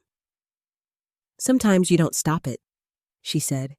"You just let it pass." He frowned slightly. "Confused? Like waves," she added. "They come. They feel like they'll drown you, but they don't stay forever." Marcus stared at her, and something shifted. Small, but real. I watched them both, my mind racing, because Claire was doing something I hadn't seen her do before. She wasn't just helping, she was connecting, understanding, from somewhere deeper than I had expected. After a while, Marcus's breathing slowed enough that the panic left his eyes. Not completely, but enough. "Can you stand up?" I asked gently. He nodded. Slowly, carefully. We helped him back into the room, away from the hallway, away from the trigger. When he sat down, he looked exhausted. Claire stood nearby, watching him for a moment longer, before turning toward me. "What was that?" I asked quietly. She hesitated, then said, "I used to have panic attacks." The words landed between us, unexpected. "I didn't know that," I said softly. She shrugged slightly. "You weren't around much," she replied. "It wasn't cruel, just honest, and somehow that made it harder to hear." "I'm sorry," I said again. She looked at me, really looked this time. "I know," she said, but her voice held something new. Not forgiveness, not yet, but maybe the beginning of it. Behind us, Marcus lay back slowly, his breathing steady now. And for the first time since the scream, the house felt quiet again, but not fragile, not on the edge. This time, it felt stronger, because we hadn't just survived the chaos. We had faced it together. By late afternoon, something unusual began to happen. Not chaos, not panic, but laughter. It started small. A little boy in the living room, no older than 5, stacking plastic cups into a crooked tower, only for it to collapse in a dramatic crash. He gasped, then giggled. Another child joined him, then another. And just like that, a ripple.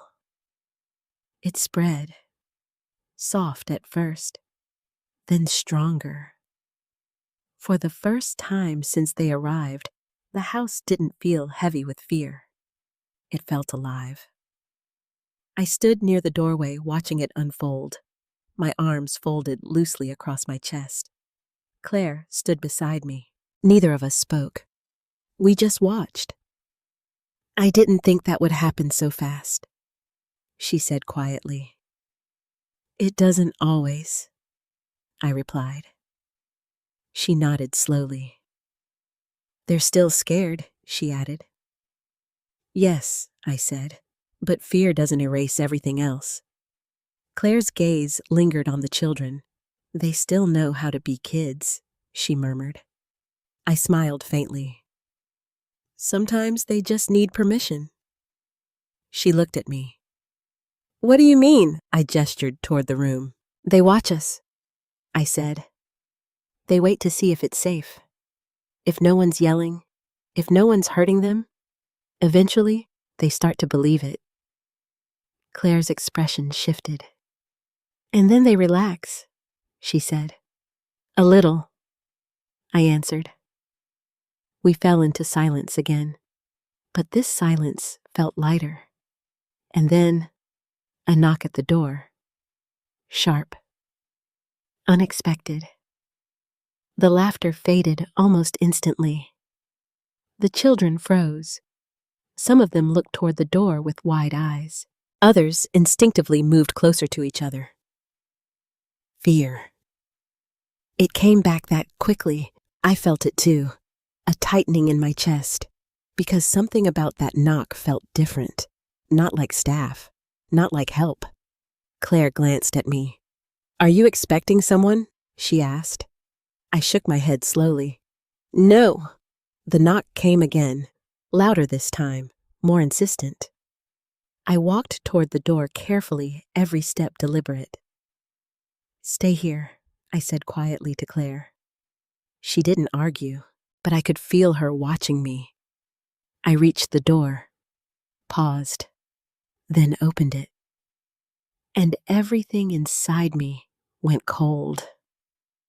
A man stood on the porch, late 40s, worn clothes, eyes that didn't belong to someone calm.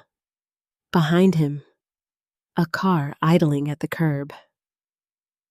Can I help you? I asked, keeping my voice steady. I'm here for my son, he said. My stomach dropped. I'm sorry, I replied. My son, he repeated, his voice sharper now. Marcus, he's here. I felt my pulse quicken. Behind me, I could sense the house holding its breath. You can't just take him, I said carefully. There's a process. I'm his father, he snapped. I don't need your permission. His tone sent a chill through me. Not just anger, something else, something unstable. I understand, I said, keeping my voice calm, but I need to contact his caseworker first. That's protocol. He took a step forward. You think I care about your protocol? He said. My grip tightened on the door. Sir, I need you to... Where is he? He demanded, trying to look past me. I shifted slightly, blocking his view. He's not available right now, I said firmly. Don't lie to me, he growled. His voice was loud enough now that the children inside could hear. I saw movement behind me. Claire! She had stepped into the hallway, her eyes locked on the man. What's going on? She asked quietly. I didn't answer right away, because my focus was on the man in front of me.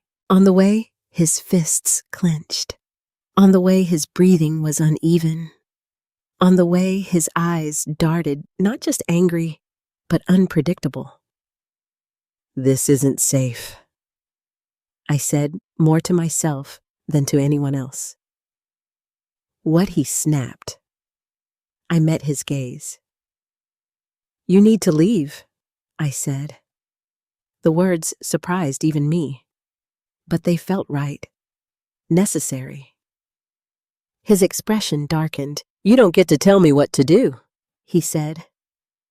I do, I replied, my voice steady now. When it comes to the children in this house, a long, tense silence stretched between us.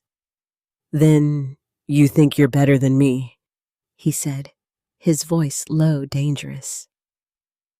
No, I said quietly. I think they deserve to feel safe.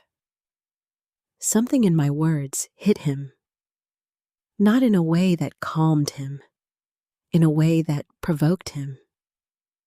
He took another step forward, and that's when Claire moved.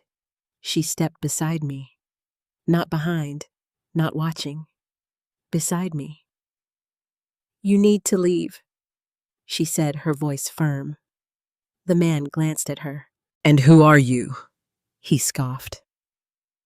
"Someone who's not afraid to call the police," she replied. The words hung in the air, clear, unshaken. The man hesitated, just for a second, but it was enough, because now he wasn't just facing me. He was facing both of us, and we weren't backing down. "Do it," he said, but there was less certainty in his voice now. Claire didn't hesitate. She pulled out her phone. "I will," she said. The man's jaw tightened. His eyes flicked between us, then toward the house, toward the children he couldn't see but could feel. And finally, he stepped back. "This isn't over," he muttered. Then he turned, walked to his car, and drove away. The moment the car disappeared down the street, my knees almost gave out. I closed the door slowly, leaning against it for support. The house was silent again, but this silence was different, heavy, shaken. Claire stood beside me, her breathing steady, her expression focused. "Are you okay?" she asked.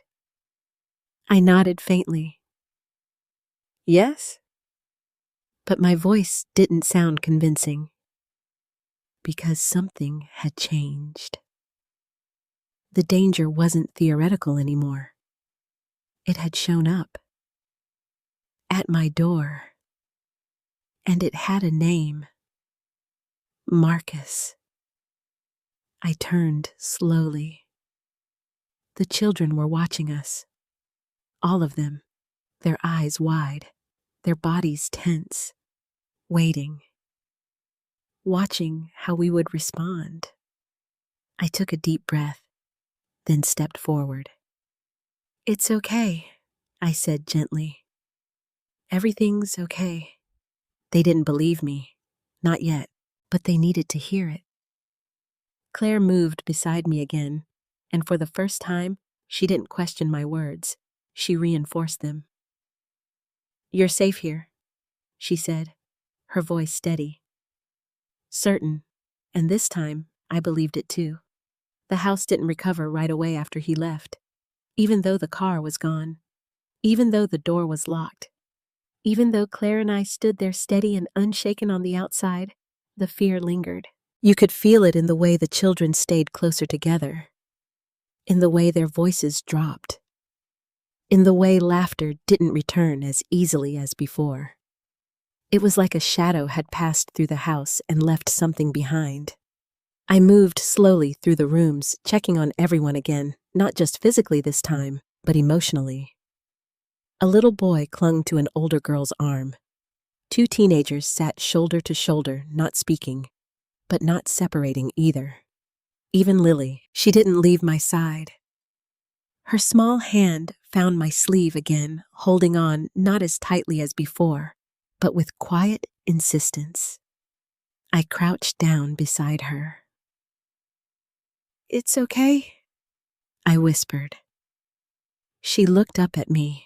Her eyes still carried that distant sadness, but now there was something else too. Awareness.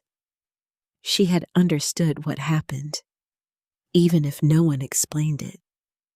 Across the room, Claire stood near Marcus. He hadn't moved much since the incident, sitting on the edge of a chair, his elbows on his knees, staring at the floor. Closed off, withdrawn, like he had disappeared somewhere inside himself. Claire approached him slowly, not forcing anything, just present. "Hey," she said quietly. No response. She didn't push. She sat down across from him, mirroring his posture slightly. "You did really well earlier," she said. Marcus didn't look up. "I didn't do anything," he muttered. "You didn't panic again," she replied calmly. "That counts." He shook his head faintly. "You don't understand," he said. Claire paused. Then, "Maybe not completely," she admitted, "but I understand some of it." That got his attention. He glanced up briefly. Just for a second, but it was enough. "What do you mean?" he asked. Claire leaned forward slightly. "Panic doesn't make sense when you're in it," she said. "It feels like something bad is happening even when it's not." Marcus's eyes flickered. Recognition. "And it's worse when it reminds you of something real," she added. His jaw tightened. He looked away again. Claire didn't move. He looked away again. Claire didn't move closer. Didn't try to comfort him physically. She just stayed. "I used to get them," she said quietly. That made him look up again. This time, longer. "You?" he asked. She nodded. "Yeah." Closer. Didn't try to comfort him physically. She just stayed. "I used to get them," she said quietly. That made him look up again.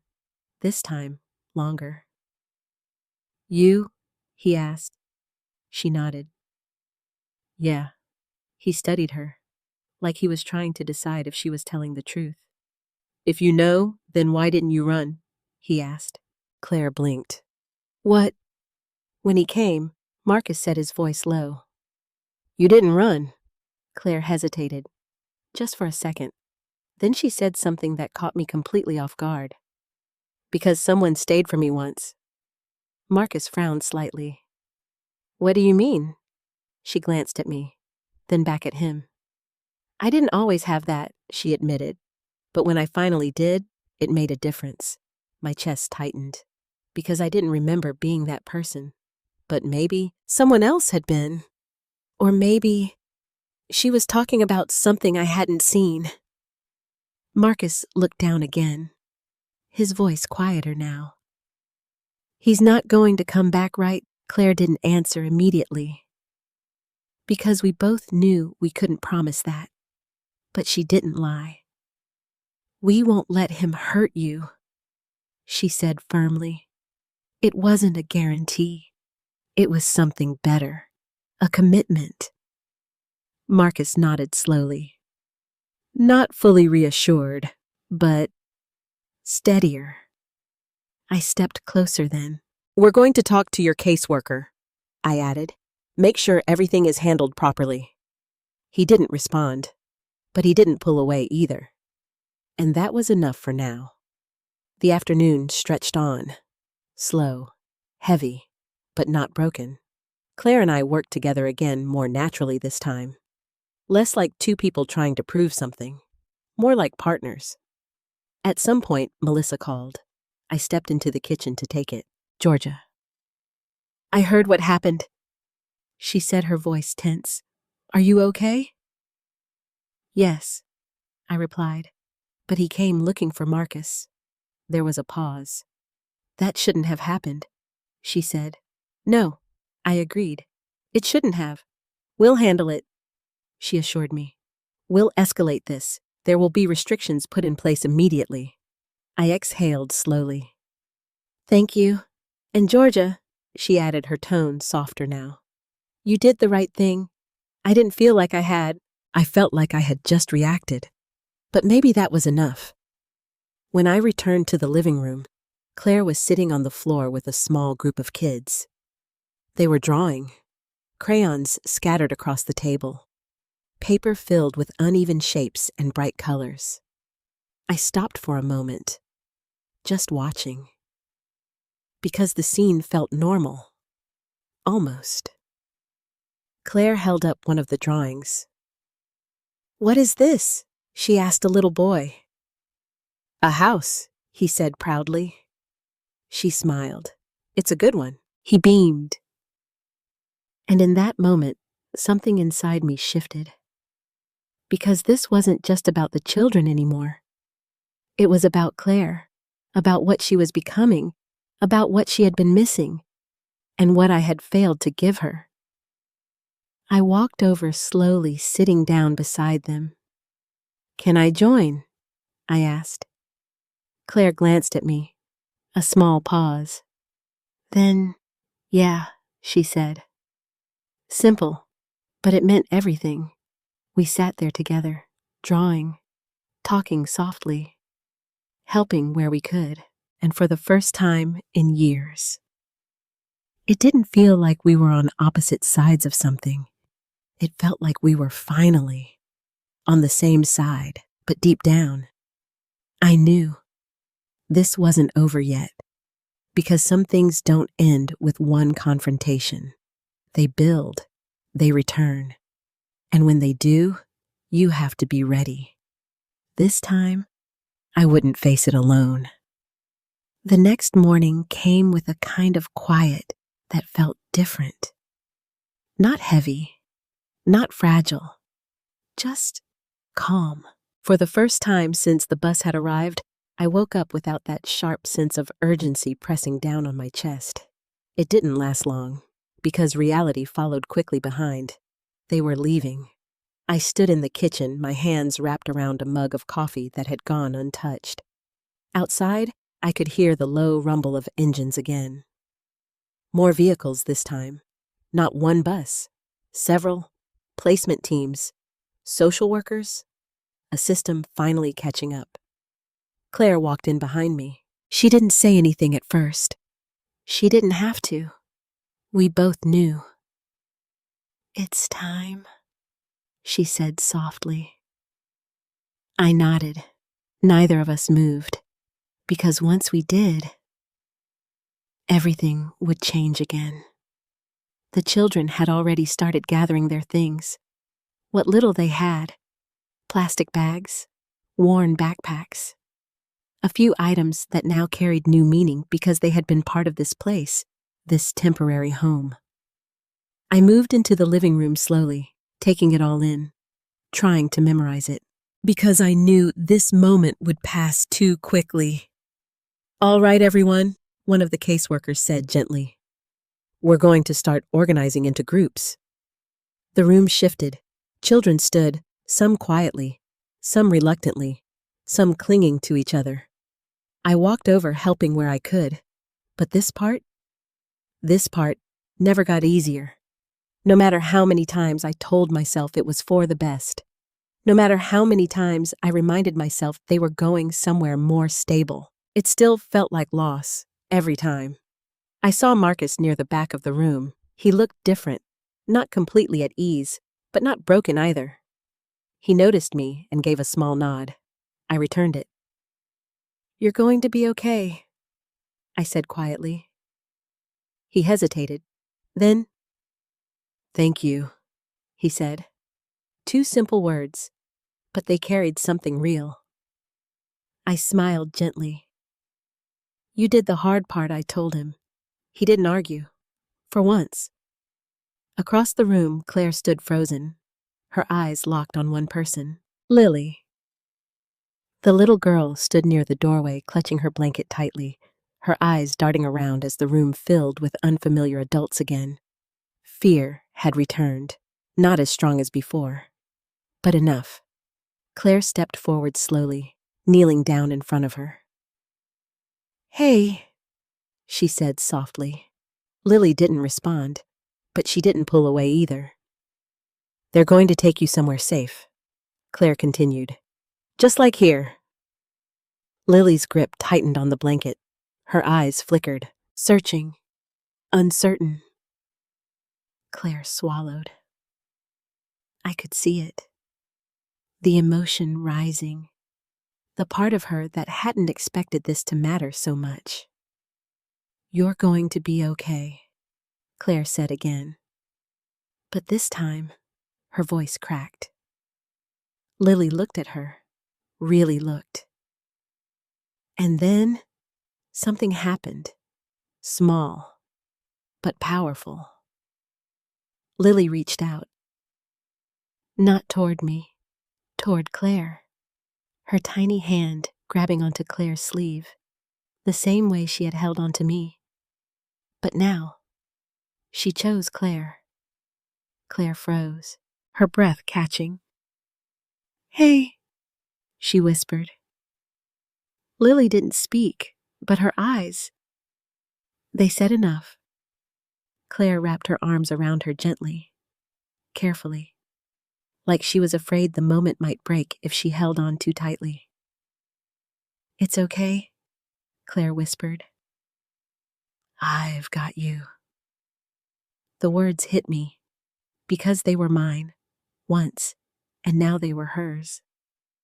A caseworker approached. "We need to take her," she said gently. Claire nodded, but she didn't let go right away. She looked down at Lily, her voice barely above a whisper. "Will you be okay?" she asked. Lily hesitated, then very softly, "Claire." The name came out fragile, uncertain, but clear. Claire's face broke. Tears she hadn't let fall before finally spilled over. "Yeah," she said, her voice shaking. "Yeah, I'm okay." The caseworker stepped closer again. Claire took a breath. Then slowly, carefully, she let go. Lily was led away, her hand reaching back for just a moment, then gone. Claire stayed there on her knees, not moving, not speaking, just feeling it, the loss, the connection, the truth. I walked over slowly, placed a hand on her shoulder. "She'll remember you," I said quietly. Claire shook her head slightly. "That's not the point," she whispered. I understood, because it never was. The buses filled, one by one. The house emptied. The noise faded. The movement slowed, until finally there was nothing left. Just silence. The kind of silence I used to know so well. But now it felt different. Not empty. Just changed. Claire stood by the window, watching the last bus pull away. Her arms wrapped tightly around herself. I joined her. We didn't speak for a long time. We didn't need to, because everything that had happened, everything that had shifted, it was still settling, still finding its place. Finally, she spoke. "I get it now." I looked at her. "What do you get?" She swallowed. "This," she said, gesturing toward the empty house. "Why you do it?" I waited, because I knew there was more. "It's not about being perfect," she continued, "or saving everyone." Her voice softened. "It's about showing up." I felt something in my chest loosen. "Yes," I said quietly. "That's exactly what it is." She nodded slowly. "And I was wrong," she added. The words surprised me, but I didn't interrupt. "I thought you were pretending," she said. "I thought it was something you needed for yourself." I smiled faintly. "Sometimes it is," I admitted. She looked at me. "But that doesn't make it fake," she said. "No," I replied. "It doesn't." Another silence, but this one felt complete. Claire turned toward me fully. "I'm sorry," she said, and for the first time, I believed it wasn't just about the past. It was about something new, something we were building now, together. I stepped forward, pulled her into my arms, and this time, she didn't hesitate. She held on, tightly, like she had been waiting for this moment longer than either of us realized. And for the first time in years, It felt like I wasn't losing my daughter anymore. It felt like I had found her again. The house felt too quiet, not the peaceful kind of quiet, the kind that reminds you something is missing. I stood in the living room, staring at the empty spaces where children had been just hours ago. The blankets were folded, the extra chairs pushed back. The faint echoes of voices, laughter, crying, whispers still seemed to linger in the walls. But they were gone, all 50 of them, and somehow the silence felt louder than the chaos ever had. Claire moved slowly through the room, picking up a crayon left behind on the floor. She turned it over in her fingers like it meant something now. "They left so fast," she said quietly. "They always do," I replied. She looked around again. "It doesn't feel right," she added. I nodded. "It never does." We stood there together for a long moment, not speaking, just feeling it. Then Claire turned to me. "What happens now?" she asked. The question lingered. Simple, but bigger than it sounded. I exhaled slowly. Now I said we wait. For what she asked, for the next call, I replied. She studied my face. "You're going to keep doing this," she said. It wasn't a question. I hesitated, because this time the answer mattered, not just to me, but to her. "Yes," I said finally. "I am." She nodded slowly, and this time she added her voice softer. "You're not going to disappear while you do it." It wasn't an accusation. Not anymore. It was a boundary, a truth, and I felt it, clearly. "I won't," I said. She held my gaze. "Promise." The word caught in my chest. Because promises, they hadn't always meant much between us, not in the past. But this time, I chose my words carefully. "I promise I'll show up," I said. Not perfectly, not flawlessly, but honestly. She considered that, then nodded. "Okay," she said, and for the first time, that felt like enough. We spent the rest of the afternoon cleaning together. Not because the house needed it, but because we did. It gave us something to do with our hands, something to ground us. We folded blankets, wiped counters, put things back where they belonged. And with every small task, the house slowly began to feel like ours again. But not the same as before. Better, warmer, changed. At one point, Claire stopped in the doorway of the spare room, the one we had filled with mattresses for the children. She stood there quietly, taking it in. "They were here," she said. "Yes," I replied. She stepped inside slowly, ran her hand over one of the pillows. "I used to think this place took you away from me," she admitted. I didn't interrupt. "But now," she continued, her voice softer, "I think I just didn't understand it." I leaned against the doorframe. "You weren't wrong," I said gently. "I did lose myself in it." She looked at me. "But you found something too," she said. I smiled faintly. Sometimes I admitted. She walked back toward me, and now she asked. Now I said, "I don't want to lose either."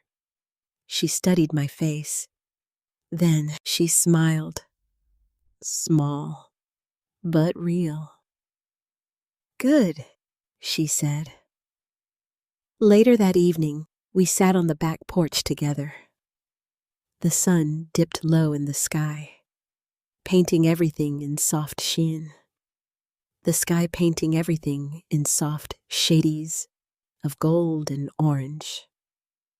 The kind of light that makes everything feel possible. Claire leaned back in her chair. "I'm not going back to Chicago tomorrow," she said suddenly. I turned to her. You're not ADs of gold and orange, the kind of light that makes everything feel possible. Claire leaned back in her chair. I'm not going back to Chicago tomorrow, she said suddenly. I turned to her. You're not, she shook her head.